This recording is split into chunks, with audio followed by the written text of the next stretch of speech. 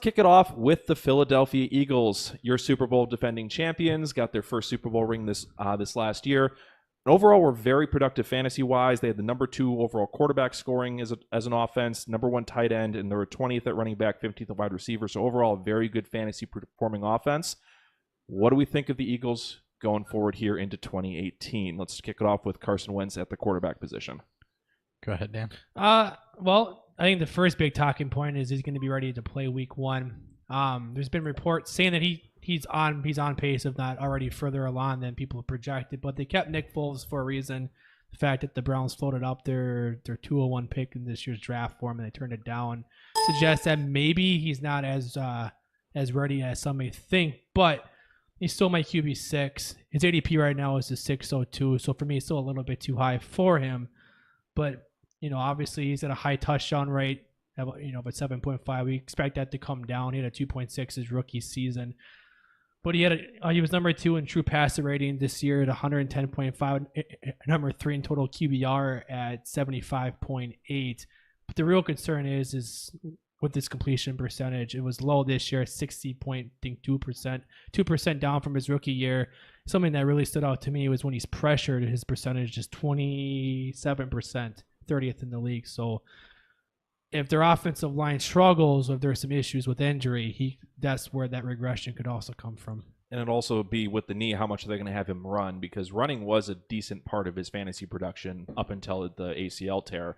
I mean, there'd be games where he'd have 40, 50 rushing yards to kind of pad his stats and make him more fantasy relevant for you. Yeah, they did. And that was part of my concern with him. The other part of my concern is that kind of like with Watson, you do have some touchdown regression coming and probably a little bit of fallback in INT%.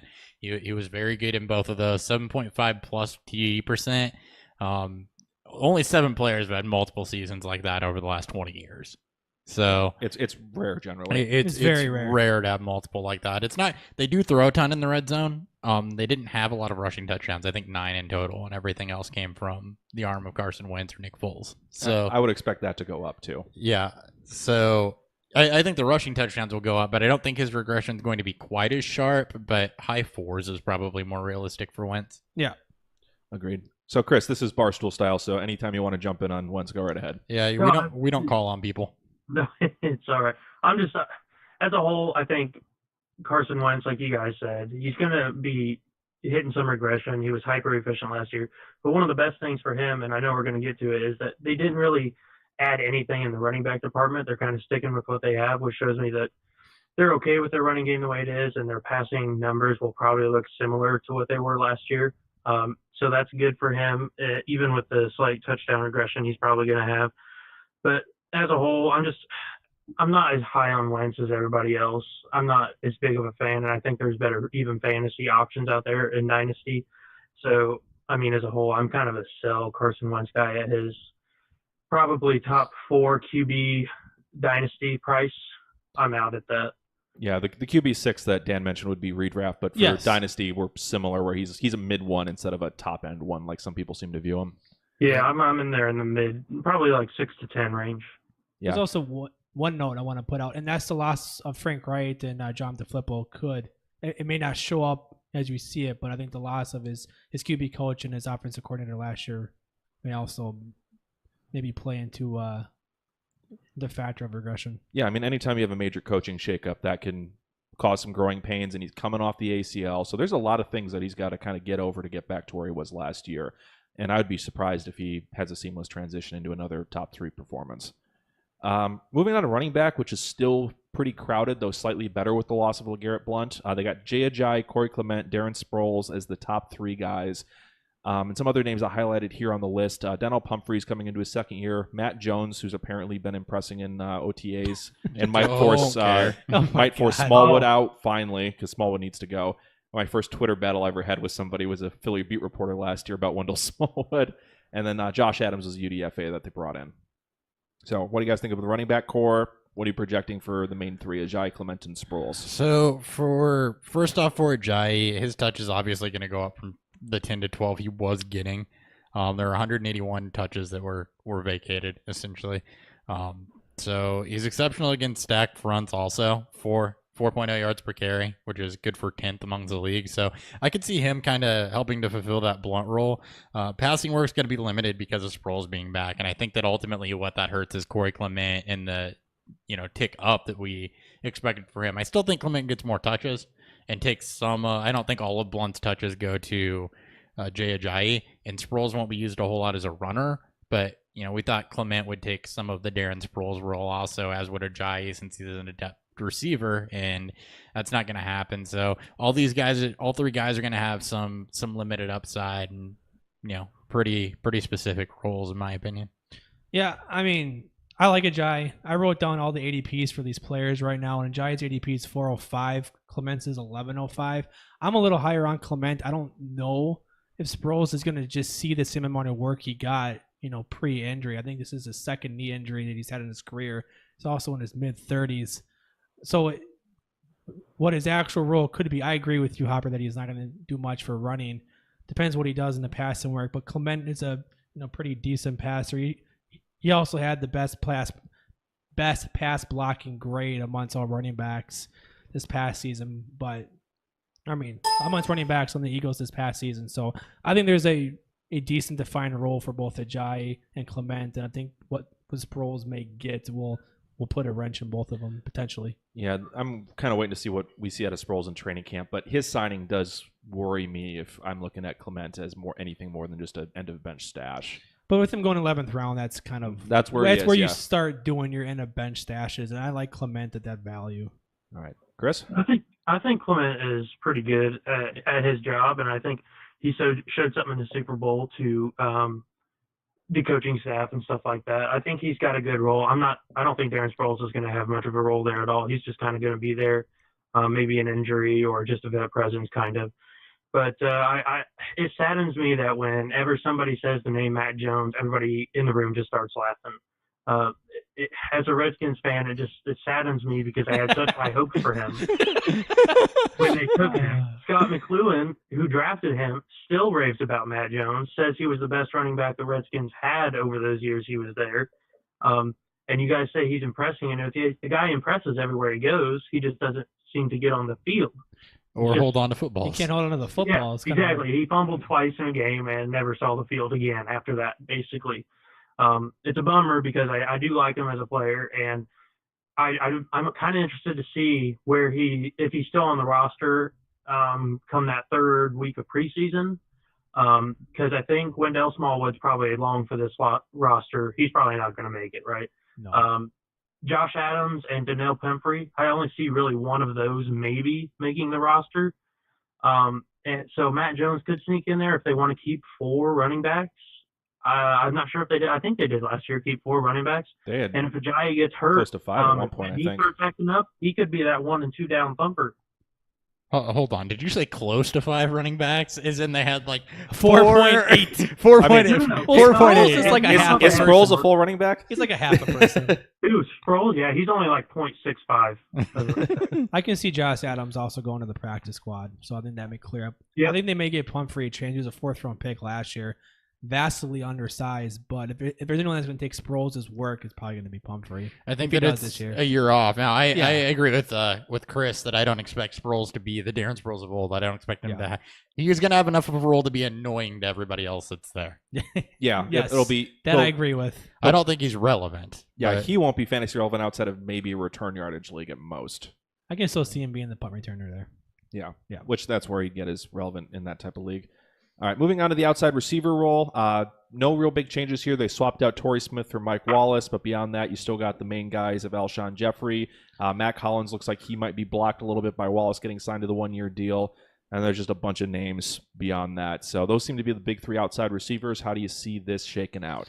Don't see it changing a whole lot. Alshon Jeffrey is probably not locked to miss a game or 2. I know he didn't last year, but he's had 1 healthy season out of the last 4. Mm-hmm. So he's a lock to miss a game or 2. So I don't see.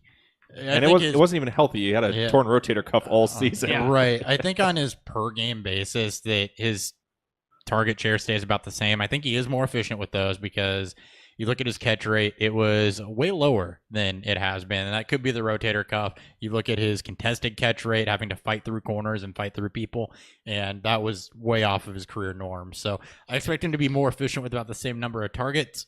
And then Nelson Agholor, I think, is due a minor increase. I don't think there's going to be a whole lot, or a whole lot available, really for anybody to take more besides what Trey Burton and Brent Selleck left there. Well, and the other thing with Jeffrey, too, is he was trending upward as the year went along. He was. And I think that you see more of what happened at the end of the year extrapolated throughout the season.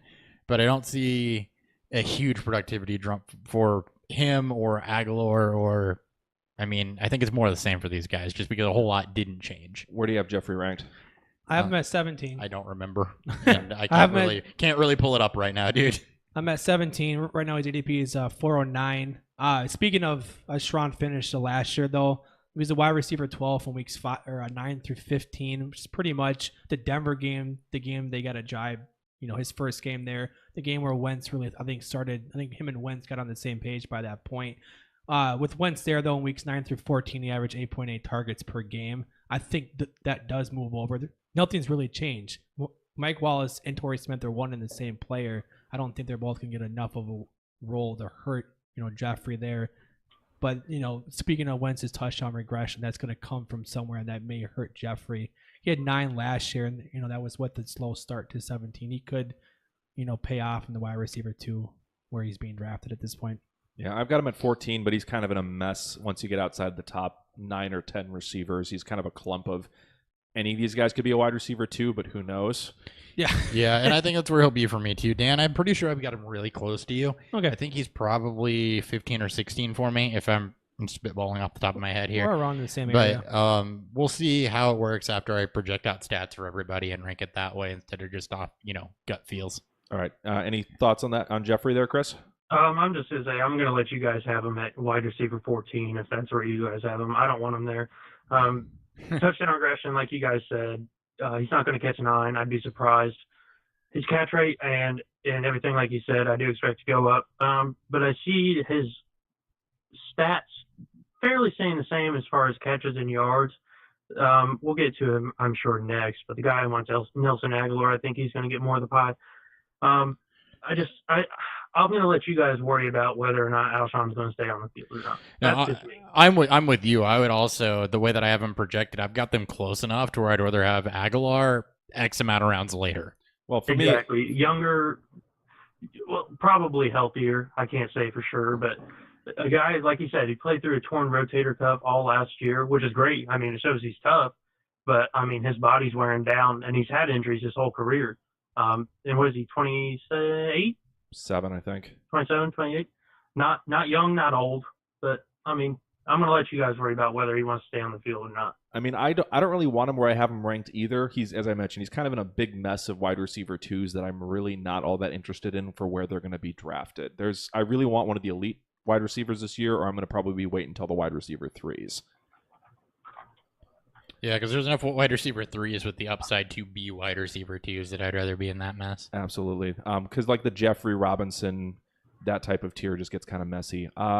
So we've kind of touched on Mike Wallace. Mac Hollins, anything out of him this year, or is he strictly a dynasty long-term play? There's a chance he could take the role from Mike Wallace. It seems like Mike Wallace is going to get the first crack at the at the second outside position, but Mike Wallace he's not the same player that he was 4 or 5 years ago. His target of separation was only 1.3, which is 77th in the leagues.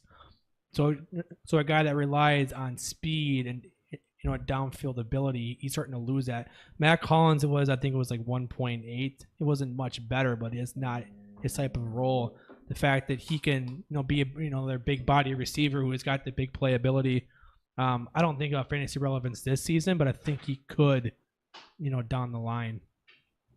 I'm just looking here at ADP. Alshon Jeffrey, 39 overall. Give me Doug Baldwin and Josh Gordon right after him over Alshon Jeffrey. I agree, definitely with Baldwin over Alshon easily. With Doug Baldwin. Yeah, Baldwin is my 10, so I definitely have Baldwin higher. Gordon, I'd be struggling with that one. I'm low on Gordon. Give me Agholor. Right now, Nelson Agholor's ADP is 1004. Oh yeah, I do expect a little bit of regression there. I mean, he led the team in red zone, with red zone target or red zone receptions, tied with Ertz in red zone targets, but he was a little inconsistent. After Wentz and Jeffrey got on the same page, we saw that their rankings kind of flipped. For weeks 1 through 7, Agholor was a wide receiver 15, Jeffrey was a 28. From weeks 8 through 14, which is right before Wentz's injury, Agholor was wide receiver 30, while Jeffrey was the wide receiver 11. So I do expect you may see more of just a middle ground, but Nelson became a little more boom bust as the season went along, as more mouths became available. Well, that's if Wentz is playing too at the beginning of the year. They may have to find that rapport again. That's true. I do like Foles. Jeffrey and Foles had a pretty good postseason together, so can't ignore that either. yeah. I would have Agholor for me would be more like round 8. I'd want to be grabbing him. Yeah, I like his value at 10. 10 would be 10th awesome. round was good. All right, and then moving on to the tight ends, they got Zach Ertz, drafted Dallas Goedert. We lost Selleck and Burton off that team, so it looks like Goedert's going to mainly take that. They also did bring in Richard Rodgers. What do you think of this tight end group? It's all Zach Ertz. I don't see Goddard hurting Ertz at all for this season. Goddard's a rookie tight end. He's coming from a Division II school. Going to have to learn how to block on an NFL type of level. He may have some work in the passing game, but I think this is going to be Ertz's thing. He's clearly a top 3 tight end. He's part of that. His a tier of his own with those guys up there. But drops were a concern last year at 8 drops, which is 3rd in the league. And he's still a pretty garbage blocker. So. And health's been a concern with him too. And health has been a concern. I think he's missed at least 1 game. I think he's only played 1 16-game season, maybe 2. Yeah, he's dealt with quite a few concussions as well, which is always a concern for tight ends. He's missed 2 games in the past 2 seasons each, and then he missed 1 in 15 as well. So 5 games total. Yep. And then only other thing I was going to bring up too was just he had a pretty crazy high touchdown rate early, and I could definitely see some of the regression being with him. Yeah, I agree with so that. I have him as my 3, but in a separate tier from Gronk and Kelsey. All right, Chris, anything on Ertz, Goedert, or Rodgers? I was just going to say, I think Goddard will see the field some, even if it's just as a blocker. But tight ends that get snaps in general are interesting to me because, tight end landscape outside of the top 4 is just a disaster. So tight ends that get snaps in general, I like. And then, like you said, Ertz and concussions, I expect him to miss some time. So I think in redraft, I'm not holding Goddard or drafting Goddard. I'm just saying he can't be forgotten about. He'll see some Trey Burton usage when Zach Ertz is probably going to be out. So just as a note, Goddard was not a Division II. He was FCS. Well, whatever. All right. Anything else? Same difference. Anything else in the Eagles before we put a bow on them and move on to the Giants? No, I'm good.